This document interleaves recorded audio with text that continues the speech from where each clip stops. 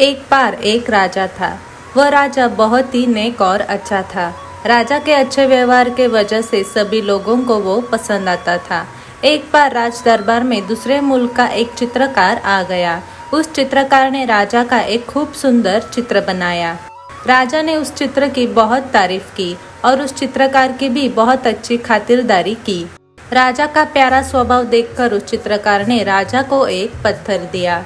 चित्रकार ने राजा से कहा कि जब मैं परदेश गया था तब यह पत्थर मैं वहीं से लेकर आया था।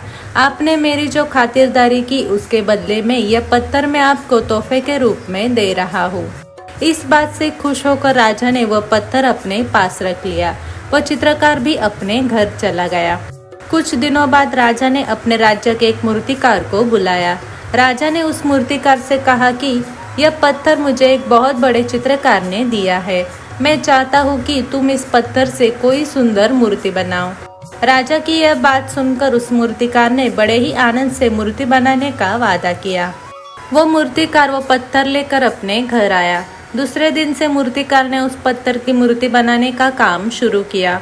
मूर्तिकार ने उस पत्थर पर एक के बाद एक हथौड़ा मारना शुरू किया, लेकिन वह पत्थर बिल्कुल भी नहीं टूटा। मूर्तिकार के जिंदगी में उसने पहली बार इतना कठोर पत्थर देखा था। दिन बीतते गए, लेकिन फिर भी वह पत्थर जरा भी टूट नहीं पाया। इस बात से मूर्तिकार अब हैरान रह गया। इतने सारे घाव मारने के बाद भी पत्थर का एक टुकड़ा भी नहीं टूटा, यह देखकर मूर्तिकार परेशान हो गया। राजा का आदेश पालने के लिए वो मूर्तिकार लगातार उस पत्थर पर घाव करता गया, लेकिन कुछ भी नहीं हुआ। अब वो मूर्तिकार परेशान हो गया।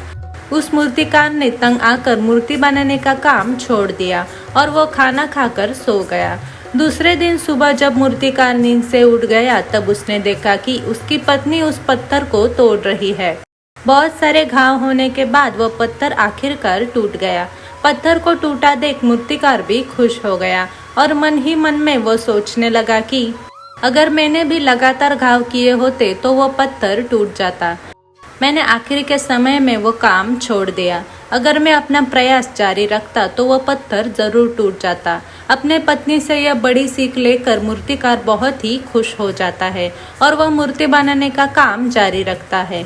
इस कथा से हमें यह सीख मिलती है कि अगर हम अपना कोई भी काम बीच रास्ते पर छोड़ देंगे तो हमें सफलता नहीं मिलेगी। लगातार मेहनत और लगन से ही जो कुछ भी चाहिए वो हम हासिल कर सकते हैं। आप सभी को यह कथा पसंद आई हो तो हमारे इस चैनल को जरूर लाइक, शेयर और सब्सक्राइब करें। धन्यवाद।